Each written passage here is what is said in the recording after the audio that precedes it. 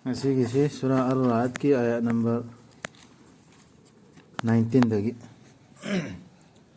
أعوذ بالله من الشيطان الرجيم بسم الله الرحمن الرحيم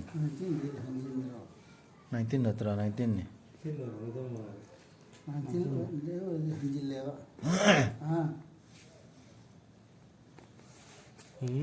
19 ديني أفمن يعلم أن ما أنزل إليك من ربك الحق كمن هو أعمى إنما يتذكر أولو الألباب الذين يوفون بعهد الله ولا ينقضون الميثاق والذين يصلون ما أمر الله به أن يوصل ويخشون ربهم ويخافون سوء الحساب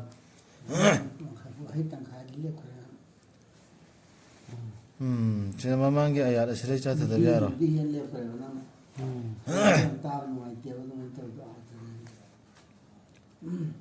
Bihi ayu salah semua tu bihi yang lihat kaya begitu.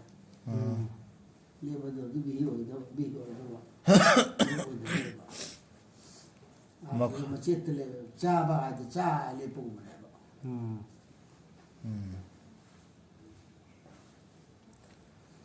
Ayat number 9 pansi haurasi. Makhoi rapta paukum jari basing adu gidi afaba ngaktani adu bu mangonda paukum dri basing adu gidi makhoi gi oina leijaram labasu. Leijaram labasu. Pithribi da leiribe mokhaisi pula punna aduga manaba amasu maduga loinana makhoina masagi usil tawningani madu pithok laga Makoi du gidi sathi ba hisab ni aduga makoi gi changja phamdi jahannam ni phatkidrabani da madu gi potha phamdo ji makhani permane basi hari ji dunia pun tamdo kasih dunia ai pot lagi dam tere muhamada jannat tu bitu asu jannat tu bitu ko dam tere Haibe indabdu Allah na haibe indabasingdu adu gidi kandre haibe inglusingdu gidi kana apama haktane adu oirabadi nangi raptagi nangwanda tha directly badu achumbani haina khangjariba aduga manabra mamit tangba amaga adubu khanthagani supnagi budhi leibasingtana ganta ekoside Quran si ayat sina aroi boy gadaba Allah na hari sina achumbane sigi mathakta ikhoina etpa natraga sigi aina hai wa sida lan hai wa sida udhilai wa mi phazan khan no mane wa singlai wa mi singi di khan da ai lo singlai ri utra na boy sidagi lawgane su tho isi islam ikhoin chakadaba lo se sidagi lawgane Mapung fahan basingdu Allah da tawkhiba wasak amasung karar thugaida basingdu kari wasak tawkhi nang khakta lat kanen wasak ram natraw ashhadu an la ilaha illallah adu gidu mapung fahan dormi hai billadi wasak tu na dura sakpa la da sakpa adu hai bana to pamgi inda lairadi wasak tu karai da wasak na bad aduga kaina handa basingdu Allah na hukum tawbi badu sigi sine muslima khoina toina tawrisi Allah na tawri ba hukum na amma mokhoina pangthok ba tawri ba hukum mokhoi gi lon amma ne tawrisi ikhoi pangan marak tawrisi madubu kaina handana ba aduga kijaba singdu mokhoi gi rappu amadi nungsa thijaba singdu fattaba fol gi mokhoi gi hisab ta sigi sinatro khoina se tawnarisi Allah ki hukum ka atopa ikhoy atopa hukum ma'am का काई ना हंद्राओ ए ना हंद्राओ मियोई बगी हुकुम हायरोन ma'am काई ना हन बने atopa opposite नहीं मैम फैसला फतवा थोड़ी मैम या बनी अदुगा खान जब सिंह दो थी जतुना मखोई के रब की माई थोंबू खांग जबान मखा दला इसी ꯈꯥꯡꯕꯝ ꯗꯔꯀꯥꯔꯗꯤ ꯑꯗꯨꯝ ꯂꯩꯔꯛꯑꯗꯝ ꯅꯃꯥꯖ ꯄꯨꯈꯠꯆꯕꯁꯤꯡ ꯑꯃꯗꯤ ꯈꯔꯁ ꯇꯧꯖꯕꯁꯤꯡꯗꯨ ꯑꯜꯂꯥꯍꯅ ꯃꯈꯣꯏꯗ ꯄꯤꯈꯤꯕ ꯑꯗꯨꯗꯒꯤ ꯂꯣꯟꯅ ꯑꯃꯁꯨꯡ ꯐꯣꯡꯅ ꯑꯃꯗꯤ ꯉꯥꯛꯊꯣꯛꯂꯤꯕꯁꯤꯡꯗꯨ ꯑꯐꯕꯅ ꯐꯠꯇꯕꯕꯨ ꯃꯈꯣꯏꯗꯨꯒꯤꯅꯤ ꯄꯣꯂꯣꯏꯒꯤ ꯌꯨꯝꯗꯨ ꯖꯟꯅꯠꯇꯨ ꯃꯈꯣꯏꯒꯤꯅꯦꯕ ꯐꯠꯇꯕ ꯍꯥꯏꯔꯁꯨ ꯑꯐꯕꯅ ꯉꯥꯛꯊꯣꯛꯏꯕ ꯄꯥꯎꯈꯨꯝ ꯄꯤꯕ ꯐꯠꯇꯕ ꯊꯕꯛ ꯇꯧꯔꯁꯨ ꯑꯐꯕꯅ ꯄꯥꯎꯈꯨꯝ ꯄꯤꯕ ꯃꯤꯅ ꯑꯩꯉꯣꯟꯗ ꯐꯠꯇꯕ ꯑꯃ ꯇꯧꯔꯦ ꯑꯗꯨꯗꯤ ꯑꯩꯁꯨ ꯃꯉꯣꯟꯗ ꯐꯠꯇꯕ ꯇꯧꯅꯤꯅ ꯈꯨꯝꯅꯕ ꯅꯠꯇ꯭ꯔꯦ ꯑꯩꯈꯣꯏꯅ ꯇꯧꯔꯤꯁꯤꯗꯤ ꯃꯥꯅꯁꯨ ꯁꯨꯃꯥꯏꯅ ꯇꯧꯔꯛꯈꯤꯃꯤ ꯁꯤ ꯇꯧꯀꯣꯅ ꯑꯗꯨꯅꯦꯕ ꯑꯩꯈꯣꯏꯒꯤ ꯏꯃꯨꯡ ꯃꯅꯨꯡꯗ ꯇꯧꯅꯔꯤꯁꯤ ꯑꯗꯣ ꯑꯜꯂꯥꯍꯅ ꯖꯟꯅꯠꯀꯤ ꯃꯄꯨ ꯑꯣꯏꯒꯗꯕꯁꯤꯡꯗꯤ ꯑꯗꯨ ꯅꯠꯇꯦꯕ ꯃꯤꯅ ꯐꯠꯇꯕ ꯇꯧꯔꯛꯄ ꯑꯐꯕꯅ ꯈꯨꯝꯕꯗꯨꯒꯤ ꯃꯄꯨ ꯑꯣꯏꯅꯤ ꯍꯥꯏꯔꯤ ꯁꯤꯅꯦꯕ ꯃꯈꯣꯏꯒꯤꯅꯦꯕ ꯍꯧꯖꯤꯛꯀꯤ ꯂꯩꯐꯝꯗꯨ ꯌꯨꯝꯗꯨ ꯂꯣꯏꯅꯥꯏꯗ꯭ꯔꯕ ꯍꯩꯀꯣꯜꯁꯤꯡꯗꯨ ꯆꯪꯖꯒꯅꯤ ꯃꯈꯣꯏ ꯃꯗꯨꯗ ꯑꯆꯨꯝꯕ ꯇꯧꯔꯛꯄꯁꯤꯡꯗꯨꯒ ꯂꯣꯏꯅꯅ ꯃꯈꯣꯏꯒꯤ ꯃꯄꯥꯁꯤꯡ ꯃꯈꯣꯏꯒꯤ ꯅꯨꯄꯤꯁꯤꯡ ꯑꯃꯗꯤ ꯃꯈꯣꯏꯒꯤ ꯃꯆꯥꯁꯤꯡꯒꯤ ꯃꯅꯨꯡꯗꯒꯤ ꯐꯔꯤꯁꯇꯥꯁꯤꯡꯅ ꯆꯪꯂꯛꯀꯅꯤ ꯃꯈꯣꯏꯗ ꯊꯣꯡ ꯈꯨꯗꯤꯡꯗꯒꯤ ꯑꯁꯨꯝꯅ ꯍꯥꯏꯔꯗꯨꯅ ꯁꯂꯥꯃꯨ ꯑꯂꯩꯀꯨꯝ ꯁꯥꯟꯇꯤ ꯑꯣꯏꯔꯁꯅꯨ ꯅꯈꯣꯏꯗ ꯅꯈꯣꯏꯅ ꯈꯥꯡꯖꯔꯛꯄꯗꯨꯒꯤ ꯀꯌꯥꯗ ꯐꯈ꯭ꯔꯕ ꯄꯣꯂꯣꯏꯒꯤ ꯌꯨꯝꯗꯨ ꯁꯕꯔ ꯇꯧꯔꯛꯄꯗꯨꯒꯤꯅꯦꯕ ꯇꯧꯗꯧꯔꯤꯁꯤ ꯐꯪꯗꯧꯔꯤꯁꯤ ꯁꯤꯗ ꯁꯤꯟ ꯇꯥꯛꯄꯗꯤ ꯁꯕꯔ ꯇꯧꯕ ꯑꯃ ꯗꯔꯀꯥꯔ ꯂꯩꯇ꯭ꯔꯣ ꯑꯩꯈꯣꯏꯗ ꯁꯕꯔꯗꯤ ꯂꯩꯇꯦꯕ ꯑꯩꯈꯣꯏ ꯁꯨꯝ ꯏꯁꯥꯗ ꯅꯠꯇ꯭ꯔꯒ ꯏꯃꯨꯡ ꯃꯅꯨꯡꯗ ꯌꯦꯡꯉꯨꯕꯗ ꯈꯔ ꯁꯕꯔ ꯃꯆꯦꯠ ꯑꯃ ꯎꯗꯦ ꯑꯗꯣ ꯀꯃꯥꯏꯅ ꯐꯪꯒꯗꯧꯔꯃꯣ ꯊꯥꯖꯕ ꯑꯋꯥꯕꯤꯅꯤ ꯈꯟꯊꯔꯨꯕꯗ ꯑꯗꯨ ꯃꯈꯣꯏꯒꯤ ꯅꯨꯄꯤꯁꯤꯡ ꯃꯈꯣꯏꯒꯤ ꯃꯆꯥꯁꯤꯡꯒꯤ ꯃꯅꯨꯡꯗꯒꯤꯅꯦ ꯈꯪꯅꯕꯁꯤꯡꯗꯣ ꯑꯗꯨ ꯄꯨꯟꯅ ꯆꯪꯗꯧꯔꯤꯁꯤ ꯖꯟꯅꯠꯇ ꯈꯥꯡꯖꯕꯁꯤꯡ ꯃꯇꯤꯛ ꯆꯥꯕ ꯍꯥꯏꯗꯤ ꯆꯪꯕ ꯌꯥꯔꯕꯁꯤꯡꯗꯣ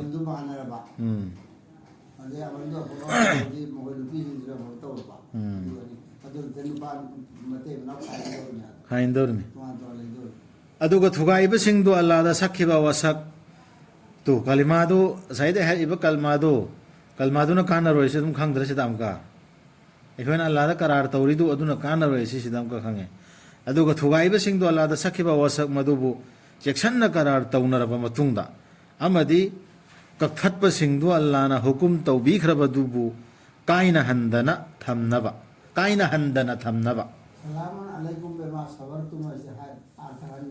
ꯍꯟꯈ꯭ꯔꯦ ꯑꯃꯗꯤ ꯑꯃꯣꯠꯄ ꯁꯟꯗꯣꯛꯄꯁꯤꯡꯗꯨ ꯄ꯭ꯔꯤꯊꯤ ꯊꯛꯇ ꯃꯈꯣꯏꯗꯨꯒꯤꯗꯤ ꯁꯥꯞꯅꯤ ꯃꯈꯣꯏꯗꯨꯒꯤꯗꯤ ꯐꯠꯇꯕ ꯐꯣꯜꯗꯨꯅꯤ ꯌꯨꯝꯗꯨꯒꯤ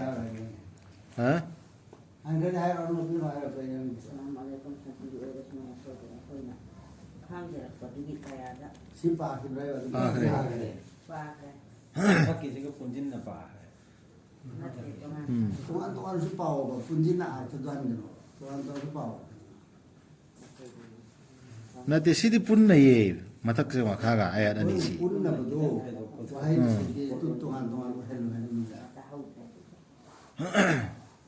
ꯐꯔꯤꯁꯇꯥꯁꯤꯡꯅ ꯆꯪꯂꯛꯀꯅꯤ ꯍꯥꯏꯔꯤꯗꯨ ꯃꯃꯩꯗ ꯃꯈꯣꯏꯗ ꯊꯣꯡ ꯈꯨꯗꯤꯡꯗꯒꯤ ꯑꯁꯨꯝꯅ ꯍꯥꯏꯔꯗꯨꯅ ꯕꯤꯔꯀꯦꯠ ꯃꯅꯨꯡꯗ ꯌꯥꯎꯔꯤꯑꯕ ꯑꯗꯨꯒ ꯃꯈꯥꯒꯤ ꯑꯌꯥꯠꯅꯦꯕ ꯑꯃꯨꯛ ꯁꯝꯃꯤꯁꯤ ꯁꯂꯥꯃꯨꯟ ꯑꯂꯩꯀꯨꯝ ꯁꯥꯟꯇꯤ ꯑꯣꯏꯔꯁꯅꯨ ꯅꯈꯣꯏꯗ ꯅꯈꯣꯏꯅ ꯈꯥꯡꯖꯔꯛꯄꯗꯨꯒꯤ ꯀꯌꯥꯗ ꯐꯈ꯭ꯔꯕ ꯄꯣꯂꯣꯏꯒꯤ ꯌꯨꯝꯗꯨ ꯁꯂꯥꯝ ꯇꯧꯕꯅꯦꯕ ꯐꯔꯤꯁꯇꯥꯁꯤꯡꯗꯨꯅ ꯁꯨꯃꯥꯏꯅ ꯍꯥꯏꯔꯝꯃꯣꯕ ꯁꯂꯥꯝ ꯇꯧꯕꯅꯤ ꯁꯂꯥꯃꯨꯟ ꯑꯂꯩꯀꯨꯝ ꯑꯅ ꯍꯥꯏꯔꯛꯀꯅꯤ ꯐꯔꯤꯁꯇꯥꯁꯤꯡꯗꯨꯅ ꯑꯩꯅ ꯁꯨꯃꯥꯏꯅ ꯏꯟꯇꯔꯦꯁꯇꯨ ꯕꯤꯠꯇꯨ ꯀꯥꯅ ꯇꯧꯕꯅꯤꯗ ꯑꯗꯨꯒ ꯊꯨꯒꯥꯏꯕꯁꯤꯡꯗꯨ ꯑꯜꯂꯥꯍꯗ ꯁꯛꯈꯤꯕ ꯋꯥꯁꯛ ꯃꯗꯨꯕꯨ ꯆꯦꯛꯁꯟꯅ ꯀꯔꯥꯔ ꯇꯧꯅꯔꯕ ꯃꯇꯨꯡꯗ ꯑꯩ ꯃꯄꯨ ꯂꯥꯠꯄꯗ ꯃꯇꯤꯛ ꯆꯥꯕ ꯃꯄꯨꯁꯤ ꯑꯜꯂꯥꯍ ꯈꯛꯇꯅꯤ ꯑꯩ ꯋꯥꯁꯛꯑꯝꯃꯦꯅ ꯍꯥꯏꯗ꯭ꯔꯣ ꯑꯩꯈꯣꯏꯅ ꯆꯤꯟꯅ ꯆꯦꯠꯅ ꯋꯥꯁꯛꯈ꯭ꯔꯦꯕ ꯊꯃꯣꯏꯗꯩꯁꯨ ꯆꯦꯠꯅ ꯋꯥꯁꯛꯈ꯭ꯔꯃꯦ ꯋꯥꯁꯛꯈ꯭ꯔ ꯃꯇꯨꯡꯗꯅꯦꯕ ꯑꯗꯨꯒꯤ ꯃꯇꯨꯡꯗꯅꯦꯕ ꯍꯧꯖꯤꯛꯀꯤ ꯋꯥꯁꯛꯏꯗꯨꯒꯤ ꯀꯔꯥꯔ ꯊꯨꯒꯥꯏꯔꯛꯏꯁꯤ ꯍꯥꯏꯕ ꯏꯜꯂꯛꯇ꯭ꯔꯤꯁꯤ ꯃꯄꯨꯗꯨꯅ ꯍꯥꯏꯔꯛꯏꯕ ꯂꯣꯗꯨ ꯐꯣꯂꯣ ꯇꯧꯔꯛꯇ꯭ꯔꯤꯁꯤ ꯑꯗꯨꯗꯒꯤ ꯀꯔꯤ ꯃꯈꯣꯏꯅ ꯑꯃꯗꯤ ꯀꯛꯊꯠꯄꯁꯤꯡꯗꯣ ꯑꯜꯂꯥꯍꯅ ꯍꯨꯀꯨꯝ ꯇꯧꯕꯤꯈ꯭ꯔꯕꯗꯨꯕꯨ ꯀꯥꯏꯅꯍꯟꯗꯅ ꯊꯝꯅꯕ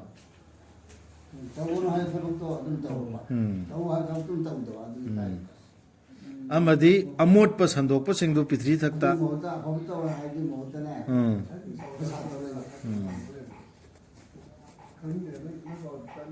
ꯃꯈꯣꯏꯗꯨꯒꯤꯗꯤ ꯐꯠꯇꯕ ꯐꯣꯜꯗꯨꯅꯤ ꯌꯨꯝꯗꯨꯒꯤ ꯑꯜꯂꯥꯍꯅ ꯃꯔꯥꯡ ꯀꯥꯏꯍꯟꯕꯤ ꯆꯦꯡꯖꯦꯜ ꯃꯥꯅ ꯃꯔꯥꯡ ꯀꯥꯏꯍꯟꯕꯤꯒꯦ ꯅꯤꯡꯕꯤꯕꯗꯨꯗ ꯑꯃꯁꯨꯡ कौहनबी मदुबु माना कौहनबी निंगबद मखोइना नुंगाई थोकचै ताइबंगी पुंसीदा अदुबु नत्ते ताइबंगी पुंसीदी आखिरत का येंगनबदा तेन खरबा नुंगाइबा नत्तना सी हाय मतुंगा मोमिन की सिफात अगर मोमिन नतबा मोमिन असेंब ओइदो खजी गुने अतबा गुनु जो हाय मतुंगा महोदी सी जानी महोदी सी ओइनी पंदुंगो महोदी जा ओइनी पंदुंगो महोदी जना ओइनी हाय मतुंगा ने अल्लाह ना जिंदा से कोमहली खरगिना मा मिदना चिलहली कोमहली हाय से हाय इसी मरम से करगिना से थरना ये खबर तो कसमरी लाइने सबर नमतब सी चीजा और पेशु नमे अदु चीजा वा पगांदसु सबर सबर की मपाल लान सत्कनोबा चीजा वा के वालो सीगे सी उचंग चंग सबर तबुदम मतलब लेगना आइना वादो हारु कांदा एंगोदो दुनिया अमांग बोरादी सबर दु तरोते वाइना हाइनिंग बोआदो हाइबंग नंतेबा अदु सबर तो अदु सबर दु नहो चीजा की न तरो चीजा पीसी अलान पीरी बिनो करी बिनो होना जा फोन की से चिल्हलेबो कोमन चालान पाइ खाइ दम तो कोमन बनि हाय ने आपसे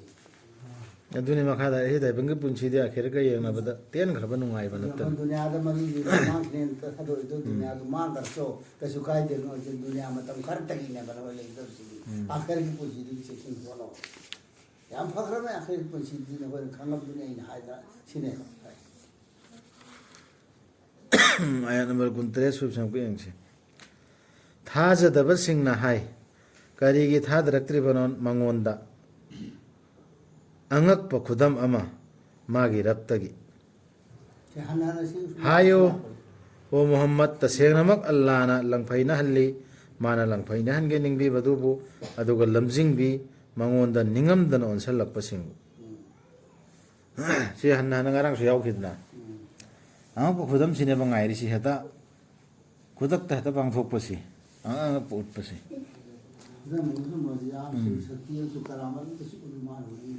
अतोप पैगंबर दसु हाइदना सी लोइन हाय अदुगी सिगी आया सिंगसी तोइने यावबनिना सिगी आया सिंगसिनसु ताएबा करी कुरान दने कुरान की खिलाफ लो के खिलाफ ने बा हेता अंगक पमु लगा अफोंग बम हेतु बंग लोन आसमान दे थारागा अल्लाह थाजबा इस्लाम थाजबा कलमा सुन बैसे सी लो सी कुरान की लो सी अल्लाह की वखल के खिलाफ ने अल्लाह ने तुम सी खंधना ब्रेन मिन्न उर मतुं दया दलील ईमान को रदु अदु को देबा अदु तौरोय वाला तौरोय सिगी दलील से थाजगदम अल्लाह ने हाय दलील से थाजरब सिंधु अमदी मथमोय इंगथजब सिंधु अल्लाह बु निंगसिंगजबदा येंगु अल्लाह बु निंगसिंगजबदा इंगथजबनी थमोयसिंग सिगी थाजब सिंगी सिंबल अमनी आया सिंग से पाप कांदा अल्लाह बु निंगसिंगबा कांदने थमोय इंगथजगने ईमान वाला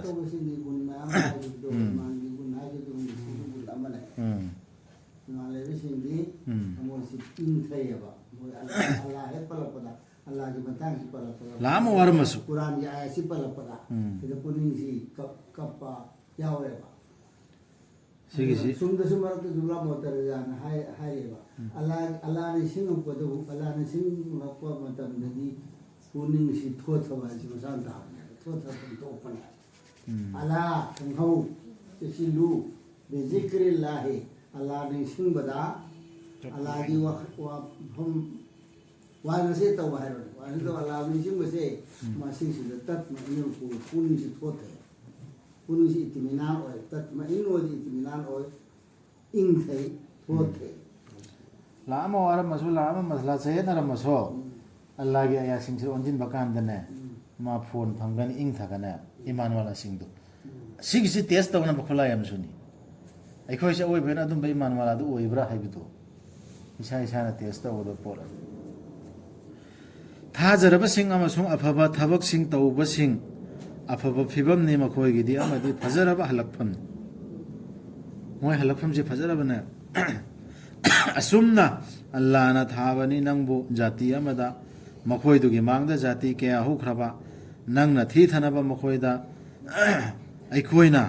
ꯈꯪꯍꯟꯈꯤꯕꯗꯨ ꯅꯉꯣꯟꯗ ꯃꯔꯝꯗꯤ ꯃꯈꯣꯏꯅ ꯊꯥꯖꯗꯦ ꯊꯧꯖꯥꯜ ꯍꯩꯕ ꯃꯄꯨ ꯑꯗꯨꯕꯨ ꯔꯍꯃꯥꯟꯁꯤ ꯊꯥꯖꯗꯦ ꯍꯥꯏꯌꯨ ꯃꯥꯗꯤ ꯑꯩꯒꯤ ꯔꯕꯅꯤ ꯂꯩꯇꯕꯅꯤ ꯂꯥꯏ ꯑꯃꯠꯇ ꯃꯥ ꯅꯠꯇꯅ ꯃꯉꯣꯟꯗꯅꯤ ꯑꯩꯅ ꯊꯥꯖꯕ ꯊꯝꯖꯔꯤꯕ ꯑꯗꯨꯒ ꯃꯉꯣꯟꯗꯅꯤ ꯑꯩꯒꯤ ꯍꯟꯖꯤꯟꯐꯝ ꯔꯁꯨꯜꯗ ꯍꯥꯏꯌꯣꯅ ꯍꯥꯏꯍꯜꯂꯤꯃꯤ ꯑꯜꯂꯥ ꯈꯛꯇ ꯂꯥꯠꯂꯣ ꯑꯜꯂꯥ ꯈꯛꯇꯅ ꯍꯥꯏꯕ ꯏꯜꯂꯣ ꯍꯥꯏꯕꯗꯨ ꯑꯗꯨꯒꯤ ꯑꯆꯦꯠꯄ ꯑꯌꯥꯠꯁꯤꯡꯅꯤ ꯆꯠꯊꯔꯤꯁꯤ ꯂꯩꯔꯝꯂꯕ ꯀꯨꯔꯥꯟ ꯑꯃ ꯃꯗꯨꯅ ꯆꯤꯡꯖꯥꯎꯁꯤꯡꯕꯨ ꯂꯦꯡꯍꯟꯕ ꯉꯝꯕ ꯅꯠꯇ꯭ꯔꯒ ꯃꯗꯨꯅ ꯄ꯭ꯔꯤꯊꯤꯕꯤꯕꯨ ꯁꯦꯗꯠꯄ ꯉꯝꯕ ꯅꯠꯇ꯭ꯔꯒ ꯃꯗꯨꯅ ꯋꯥ ꯉꯥꯡꯍꯟꯕ ꯉꯝꯕ ꯑꯁꯤꯕꯕꯨ ꯃꯗꯨꯗꯁꯨ ꯃꯈꯣꯏꯅ ꯊꯥꯖꯕ ꯀꯧꯕ ꯂꯩꯔꯔꯣꯏ ꯃꯈꯣꯏꯅ ꯑꯉꯛꯄ ꯄꯨꯔꯛꯑꯣ ꯍꯥꯏꯕꯗꯨ ꯈꯨꯗꯝ ꯄꯨꯔꯛꯑꯣꯅ ꯍꯥꯏꯕꯗꯨ ꯈꯨꯗꯝꯁꯤꯡꯁꯦ ꯑꯁꯤ ꯆꯤꯡ ꯊꯨꯒꯥꯏꯕ ꯉꯝꯕ ꯈꯨꯗꯝ ꯑꯃ ꯄꯨꯔꯛꯑꯣ ꯖꯃꯤꯟ ꯊꯨꯒꯥꯏꯕ ꯉꯝꯕ ꯀꯥꯏꯍꯟꯕ ꯉꯝꯕ ꯈꯨꯗꯝ ꯑꯃ ꯄꯨꯔꯛꯑꯁꯨ ꯃꯈꯣꯏꯁꯤ ꯊꯥꯖꯔꯣꯏ ꯑꯁꯤꯕꯨ ꯍꯧꯔꯒ ꯃꯈꯣꯏꯗ ꯋꯥꯔꯤ ꯁꯥꯔꯕ ꯑꯩ ꯁꯨꯃꯥꯏꯅ ꯇꯧꯕꯅꯤꯅꯦ ꯑꯩ ꯆꯠꯂꯨꯁꯤ ꯀꯕꯔꯗ ꯂꯩꯔꯨꯕꯅꯤꯅꯦ ꯑꯩꯁꯤ ꯀꯕꯔꯗ ꯑꯩꯉꯣꯟꯗ ꯆꯥꯛ ꯇꯥꯏꯑꯦꯅ ꯃꯣꯏ ꯆꯦꯛꯁꯤꯜꯍꯧ ꯑꯩꯅ ꯀꯕꯔꯒ ꯋꯥꯔꯤ ꯁꯥꯟꯅꯔꯕ ꯑꯗꯨ ꯐꯥꯎꯗ ꯃꯣꯏ ꯏꯃꯥꯟ ꯄꯨꯔꯛꯑꯔꯣꯏꯕ ꯑꯗꯨꯛꯀꯤ ꯃꯇꯤꯛ ꯃꯣꯏꯁꯤ ꯊꯥꯖꯗꯕ ꯑꯣꯏꯈ꯭ꯔꯦ ꯑꯗꯨ ꯃꯤꯁꯤ ꯀꯨꯔꯥꯟꯗ ꯑꯣꯟꯁꯤꯟꯗꯕ ꯃꯤꯁꯤ ꯅꯠꯇꯦ ꯑꯜꯂꯥꯒꯤꯅꯤ ꯍꯨꯀꯨꯝ ꯇꯧꯕ ꯍꯥꯏꯕꯁꯤ ꯄꯨꯝꯁꯨꯞ ꯁꯨꯞꯅ ꯇꯨ ꯀꯟꯁꯤꯜꯂꯛꯇ꯭ꯔꯁꯦ ꯅꯈꯣꯏꯅ ꯄꯤꯌꯨꯅ ꯍꯥꯏꯔꯒ ꯄꯤꯒꯗꯕ ꯅꯠꯇꯦ ꯑꯜꯂꯥꯒꯤꯅꯦꯕ ꯅꯕꯤꯅꯁꯨ ꯄꯤꯔꯣꯏ ꯄꯤꯌꯨ ꯁꯛꯇꯤ ꯑꯃ ꯅꯕꯤꯗ ꯄꯤꯌꯨ ꯅꯠꯇ꯭ꯔꯒ ꯀꯅꯥꯕꯨꯁꯨ ꯑꯃ ꯄꯤꯌꯨꯅ ꯍꯥꯏꯔꯒ ꯍꯦꯛꯇ ꯄꯤꯒꯗꯕ ꯅꯠꯇꯦ ꯍꯨꯀꯨꯝ ꯄꯨꯝꯕꯁꯦ ꯑꯜꯂꯥꯒꯤꯅꯦ ꯄꯨꯝꯁꯨꯞ ꯁꯨꯞꯅ ꯑꯗꯨ ꯑꯣꯏꯔꯕꯗꯤ ꯊꯥꯖꯔꯕꯁꯤꯡꯅ ꯅꯤꯡꯕ ꯀꯥꯏꯗ꯭ꯔꯤꯕ꯭ꯔꯥ ꯃꯗꯨꯗꯤ ꯑꯜꯂꯥꯅ ꯅꯤꯡꯕꯤꯔꯝꯂꯕꯗꯤ ꯃꯥꯅ ꯂꯪꯖꯤꯡꯕꯤꯔꯝꯒꯗꯕꯅꯤ ꯃꯤꯑꯣꯏꯕꯕꯨ ꯄꯨꯂꯞ ꯄꯨꯟꯅ ꯁꯤꯒꯤ ꯅꯤꯡꯕ ꯀꯥꯏꯗ꯭ꯔꯤꯕ꯭ꯔꯥꯕ ꯂꯦꯞꯄ ꯂꯩꯔꯣꯏ ꯊꯥꯖꯗꯕꯁꯤꯡꯕꯨ ꯗꯁꯥꯅ ꯁꯣꯛꯍꯟꯕ ꯃꯈꯣꯏꯅ ꯇꯧꯈꯤꯕꯗꯨꯅ ꯃꯔꯝ ꯑꯣꯏꯗꯨꯅ ꯑꯗꯨꯗꯤ ꯇꯧꯔꯣꯏ ꯍꯥꯏꯔꯦꯕ ꯂꯥꯟ ꯂꯣꯏꯅ ꯍꯦꯛꯇ ꯄꯨꯟꯁꯤꯅ ꯑꯃ ꯇꯧꯗꯤ ꯇꯧꯔꯣꯏ ꯃꯁꯥꯗ ꯏhtiyꯥꯠ ꯄꯤꯒꯅꯦꯕ ꯇꯧꯕ ꯉꯝꯕ ꯑꯃꯁꯨꯡ ꯉꯝꯗꯕ ꯑꯗ ꯑꯐꯕ ꯊꯕꯛꯅ ꯁꯤꯅꯤ ꯐꯠꯇꯕ ꯊꯕꯛꯁꯤꯡꯗꯨ ꯃꯃꯤꯠꯇ ꯎꯍꯟꯒꯅꯦꯕ ꯈꯪꯍꯟꯒꯅꯦꯕ ꯑꯗꯨꯗꯨꯒ ꯑꯐꯕ ꯆꯦꯔꯥ ꯆꯠꯂꯣꯏꯔꯥ ꯍꯥꯏꯕꯗꯨ ꯑꯜꯂꯥꯒꯤ ꯄꯥꯡꯒꯜꯅ ꯅꯝꯗꯅ ꯐꯠꯇꯕꯁꯨ ꯑꯣꯏꯍꯜꯂꯣꯏ ꯅꯝꯗꯅ ꯑꯐꯕꯁꯨ ꯑꯣꯏꯍꯜꯂꯣꯏ ꯑꯗꯨ ꯀꯨꯔꯥꯟꯗ ꯑꯥꯌꯠꯇ ꯌꯥꯎꯈ꯭ꯔꯕꯅꯤ ꯑꯗꯨꯅꯤ ꯁꯤ ꯑꯜꯂꯥ ꯍꯥꯏꯔꯤꯁꯦ ꯑꯜꯂꯥꯅ ꯇꯧꯕ ꯍꯨꯀꯨꯝꯗꯅ ꯑꯩꯈꯣꯏꯅ ꯂꯦꯞꯄ ꯂꯩꯔꯣꯏ ꯊꯥꯖꯗꯕꯁꯤꯡꯕꯨ ꯗꯁꯥꯅ ꯁꯣꯛꯍꯟꯕ ꯃꯈꯣꯏꯅ ꯇꯧꯈꯤꯕꯗꯨꯅ ꯃꯔꯝ ꯑꯣꯏꯗꯨꯅ ꯅꯠꯇ꯭ꯔꯒ ꯃꯗꯨꯅ ꯇꯥꯁꯤꯜꯂꯛꯄ ꯅꯛꯅ ꯃꯈꯣꯏꯒꯤ ꯌꯨꯝꯂꯛꯇ ꯂꯥꯛꯇ꯭ꯔꯤ ꯐꯥꯎꯕ ꯑꯜꯂꯥꯒꯤ ꯋꯥꯗꯥ ꯇꯁꯦꯡꯅꯃꯛ ꯑꯜꯂꯥꯗꯤ ꯊꯨꯒꯥꯏꯗꯕꯅꯤ ꯃꯥꯒꯤ ꯋꯥꯗꯥ ꯍꯥꯟꯅꯁꯨ ꯀꯔꯦꯝ ꯀꯊꯥꯏꯅꯈꯤꯕꯅꯤ ꯔꯁꯨꯜꯁꯤꯡꯕꯨ ꯅꯪꯒꯤ ꯃꯥꯡꯗ ꯑꯗꯨꯕꯨ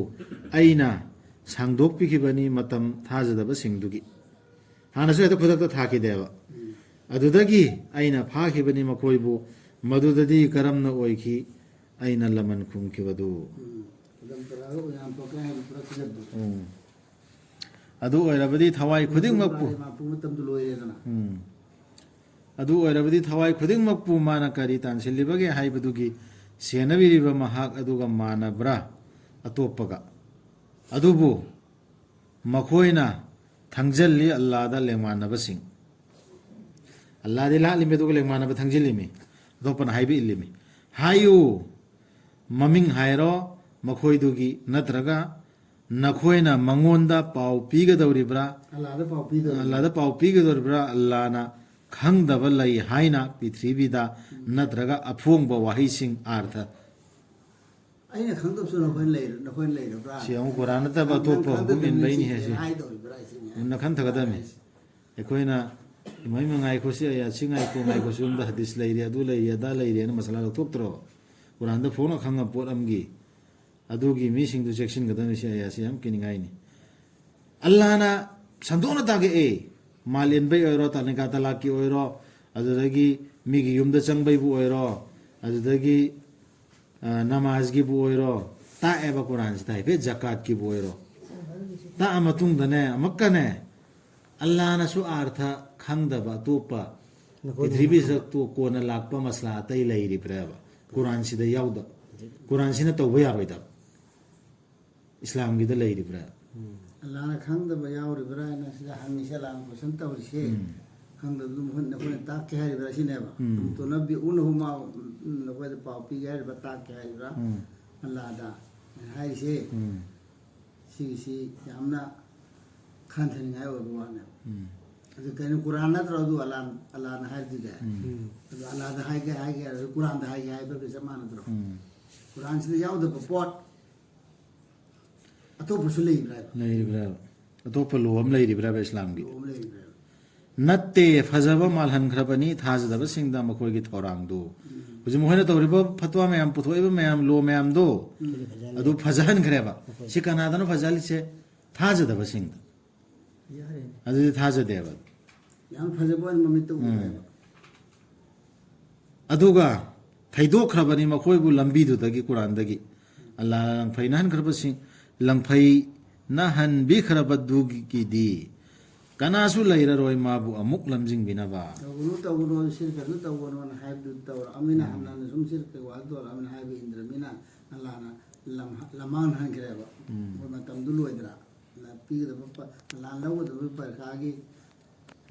ꯃꯇꯝꯗꯣ ꯀꯣꯏꯁꯟꯒꯤ ꯑꯟꯁꯔ ꯄꯤꯒꯗꯕ ꯃꯇꯝꯗꯨ ꯑꯗꯨ ꯑꯜꯂꯥꯍꯅ ꯈꯪꯉꯤꯗꯅ ꯑꯗꯨꯗꯤ ꯑꯗꯨ ꯃꯇꯝꯗꯨ ꯂꯣꯏꯔꯕ ꯀꯥꯟꯗ ꯑꯜꯂꯥꯍꯅ ꯅꯝꯗꯅ ꯃꯈꯣꯏꯗꯨ ꯒꯨꯝꯔꯥ ꯑꯣꯏꯍꯜꯂꯦꯕ ꯍꯥꯏꯗꯤ ꯃꯇꯝꯗꯨ ꯂꯣꯏꯔꯕꯅꯤꯅ ꯃꯥꯅ ꯃꯇꯝꯗꯨ ꯂꯣꯏꯔꯗꯤ ꯌꯥꯗ꯭ꯔꯦ ꯍꯥꯏꯈꯤꯗꯅ ꯃꯥꯅ ꯑꯗꯨ ꯃꯇꯝꯗꯨ ꯂꯣꯏꯔꯕꯅꯤꯅ ꯃꯥꯅ ꯒꯨꯝꯔꯥ ꯑꯣꯏꯍꯜꯂꯦ ꯍꯥꯏꯕꯗꯤ ꯑꯜꯂꯥꯍꯅ ꯍꯥꯏꯈꯤꯕ ꯑꯗꯥꯅꯤ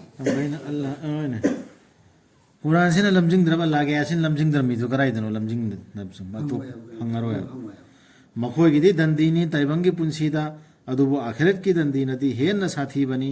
ꯃꯈꯣꯏꯅ ꯐꯪꯂꯔꯣꯏ ꯑꯜꯂꯥꯍꯗꯒꯤ ꯀꯅꯥ ꯑꯃꯠꯇ ꯃꯈꯣꯏꯕꯨ ꯀꯟꯕꯤꯅꯕ ꯁꯤꯒꯤ ꯗꯟꯗꯤꯁꯤꯅꯦ ꯍꯧꯖꯤꯛ ꯐꯪꯉꯤꯁꯤ ꯃꯨꯁꯂꯤꯝꯅ ꯂꯩꯔꯤꯕ ꯀꯥꯡꯕꯨ ꯁꯨꯟꯅ